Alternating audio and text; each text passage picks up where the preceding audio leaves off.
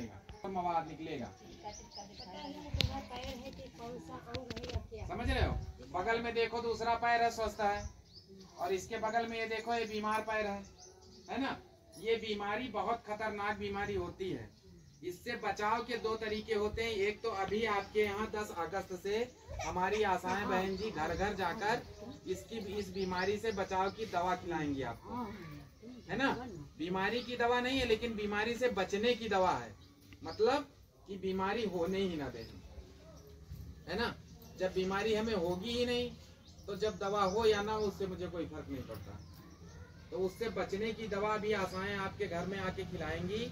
वो आपको खाली पेट दवा नहीं खानी है ना। आपका कुछ भी मतलब खा के, रोटी दाल चावल सब्जी कुछ भी खा के, थोड़ा बहुत खाना खा के ही दवा खानी। ये नहीं कि चाय बिस्किट खा लिए तो ये हुआ कि हमने खाना खा लिया, हमारा नाश्ता हो गया। खाना ही कुछ खा के ही दवा खानी है ना। दूसरा, जो बीमार व्यक्ति होते हैं उनको एक्सरसाइज करा करके और उस अप्रभावित अंग की साफ सफाई करा करके इस बीमारी को हम रोकते हैं, है ना। ये बीमारी किसी को भी हो सकती है, किसी भी उम्र में। बात समझना, ये नहीं है कि बच्चे इससे अछूते हैं, बूढ़े बुजुर्ग इससे अछूते हैं, या कोई हमारी उम्र का या कोई नौजवान है वो इस बीमारी से अछूता है। किसी को कभी भी ये बीमारी हो सकती है। हो सकता है यहाँ पर बैठे इतने लोगों में सबको 2-4 साल 4 साल या अभी रिसेंटली 1-8 महीने 2 महीने साल में मच्छर ने काट रखा हो, मादा क्यूलेक्स। अब वो आपके शरीर में माइक्रोफाइलेरी पड़ा है, जीवाणु पड़ा है, बैक्टीरिया वो, है ना, कीड़ा। अब वो धीरे धीरे बड़ा हो रहा है। जब वो पूरी तरीके से बड़ा हो जाएगा तब जाकर के वो आपके शरीर में आपको दिखेगा कि आपके पैर में सूजन आ गई, आपके हाथ में सूजन आ गई, है ना। और ये बीमारी 6 तरीके के लक्षणों में देखी जाती है। पहला लक्षण कि किसी के पैर में अचानक सूजन आना और सूजन के साथ बुखार आना, है ना। सूजन आना, सूजन जाना, है ना। ऐसे ही दूसरा लक्षण हाथ में भी सूजन।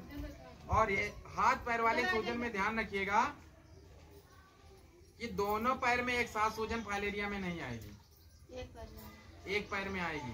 अगर हाथ में आएगी तो एक हाथ में आएगी, है ना, दोनों में एक साथ नहीं आएगी।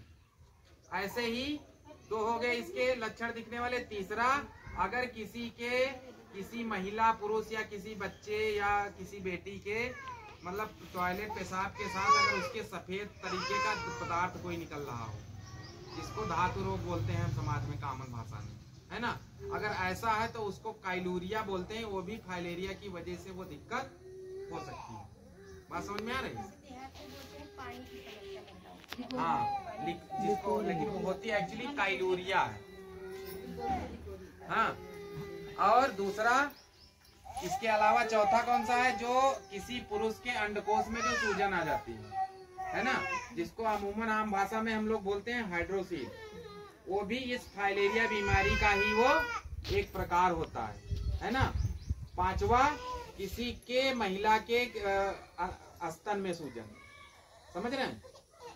उसमें भी बहुत लोग अवॉइड कर लेते हैं कि बच्चे को दूध पिला रही थी तो बच्चे ने सिर मार दिया, ऐसा कुछ। तो ये 1-8 बार कहीं घटनाएं ऐसी हो सकती हैं, लेकिन अगर लगातार आपको ऐसी समस्या हो रही है ना, तो आप जांच कराएं। हो सकता है आपको फाइलेरिया नाम की बीमारी होने वाली है। शुरुआत में अगर इस बीमारी को हम पकड़ लेते हैं तो बीमारी को हम रोक सकते हैं पहले चरण में। 7 चरण हमने बताया, जो ये पैर दिख रहा है 7वां चरण है। इससे पहले 6 चरण और होते हैं। उनमें पहला चरण ऐसा होता है इस बीमारी का, अगर उस समय हमें पता चल जाए बीमारी के बारे में तो हम उसको 13 दिन की दवा खिला करके बीमारी को वहीं के वहीं हम रोक लेते हैं। तो किसी को अगर, और छठा, अगर किसी व्यक्ति को बिना बलगम वाली लगातार सूखी खांसी आ रही हो, है ना, टीबी की जांच कराई हो, टीबी की निगेटिव आया हो।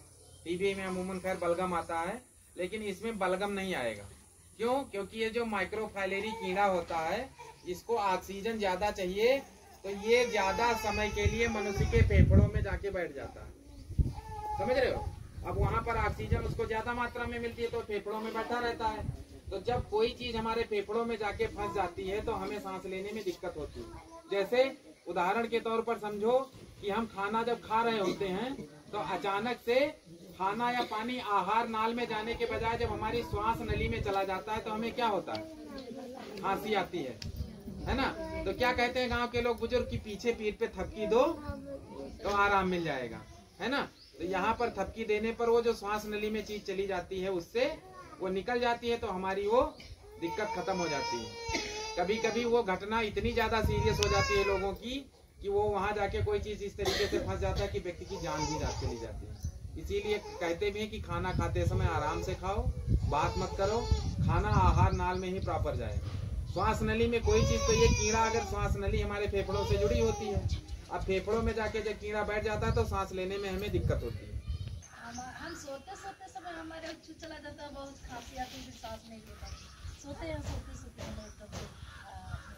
वो इस तरीके, या तो आप ऊंची तकिया लगाती होंगी, तकिया लगाते ही नहीं, तो या फिर गर्दन आपकी बिस्तर से मतलब थोड़ा सा नीचे होता होगा। जब ये ना जो हमारी श्वास नली है अगर ये प्रॉपर सीधी नहीं होगी ना, तो कोशिश करिए तखत पर लेटिए और बिस्तर एकदम सीधा हो।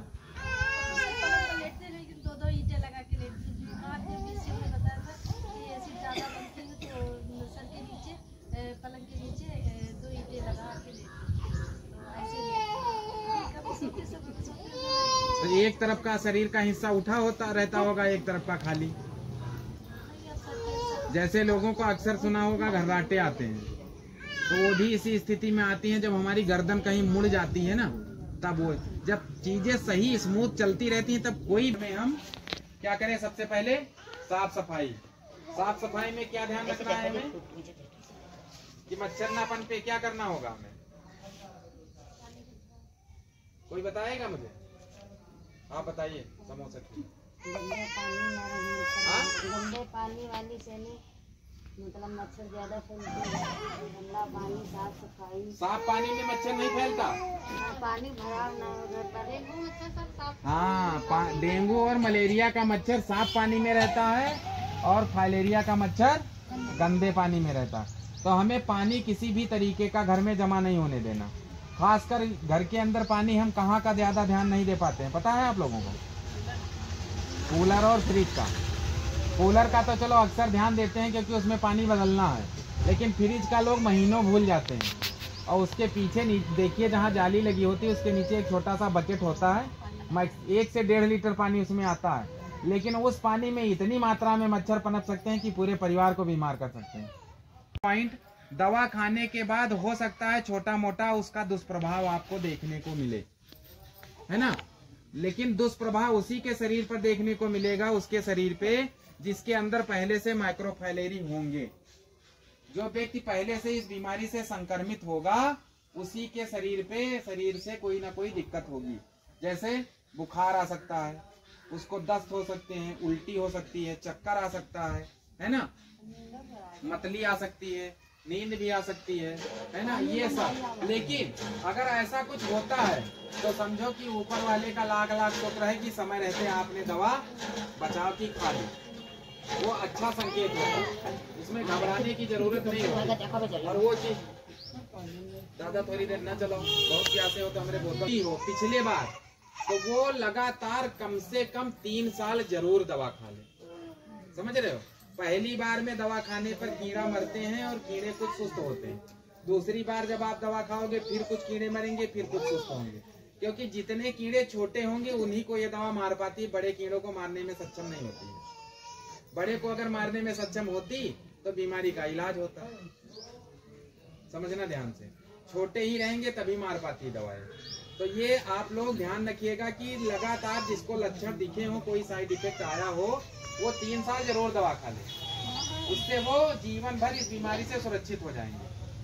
अगर आप नहीं खाएंगे तो उनको बीमारी आने वाले समय में हो जाएगी, ये निश्चित है, क्योंकि लक्षण उसी में दिखेंगे, समस्या उसी को होगी जिसके अंदर पहले से बैक्टीरिया, जीवाणु होंगे, कीड़े होंगे।